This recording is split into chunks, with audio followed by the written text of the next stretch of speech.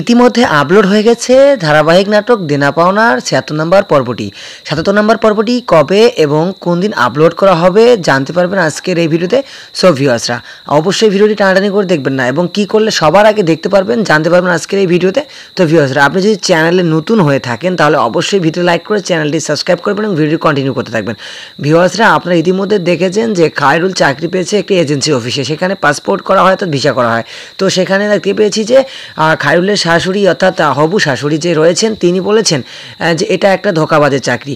অপরদিকে আমরা দেখতে পেয়েছি যে নাবিলা এবং শহীদের মধ্যে একটা দ্বন্দ্ব শুরু হয়েছে। এই দ্বন্দ্বের মধ্যে কি শহীদ নাবিলার কাছে অনৈতিক কোনো কিছু চেয়ে বসবে নাকি তার চাকরি চলে যাবে, কি হতে চলেছে এই দেনা পাওনা নাটকের ৭৭ নম্বর পর্বটি। ৭৭ নম্বর পর্বটি আপনারা অবশ্যই দেখার জন্য আপনাদেরকে সিনেমাওয়ালা এন্টারটেনমেন্ট যে অফিসিয়াল ইউটিউব চ্যানেল রয়েছে সেই চ্যানেলটিকে সাবস্ক্রাইব করে রাখতে হবে, পাশাপাশি আমাদের সিনেড্রামা এক্স চ্যানেলটিকে সাবস্ক্রাইব করে রাখতে হবে। আমরা দেখেছি যে খায়রুলের বাবা কিন্তু অত্যন্ত খুশি হয়েছে এই চাকরির সংবাদ শুনে। তো আপনারা কে কে খুশি হয়েছেন সেটা অবশ্যই কমেন্ট করে জানাতে পারেন। আমি কিন্তু পার্সোনালি অনেক খুশি হয়েছি এই খায়রুলের চাকরিটা হওয়ার পিছনে।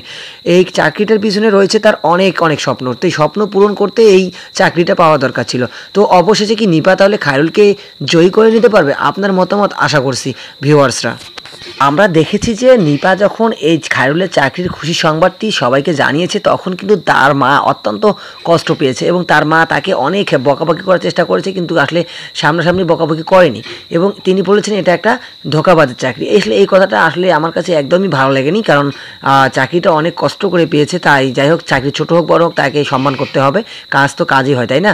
তো আমরা দেখতে পারবো এই নাটকের পর্বটি অর্থাৎ দেনা পাওনা নাটকের ৭ নম্বর পর্বটি আমরা দেখতে পারবো আগামী মঙ্গলবার দুপুর 12টার সময় শুধুমাত্র সিনেমাওয়ালা এন্টারটেনমেন্ট যে অফিসিয়াল ইউটিউব চ্যানেলটি রয়েছে সেই ইউটিউব চ্যানেলে দেখতে পারবো। সো ভিউয়ার্সরা অবশ্যই আপনাকে ধৈর্য ধরে থাকতে হবে কিছুদিন, অর্থাৎ আপনাকে এই সপ্তাহটা অপেক্ষা করতে হবে পরবর্তী পর্ব দেখার জন্য, কারণ অলরেডি আপলোড হয়ে গেছে ৭ নম্বর পর্ব। তো আপনারা যারা ৭ নম্বর পর্বটি দেখেছেন তারা অবশ্যই কমেন্ট করে জানাবেন কেমন লেগেছে আপনার কাছে।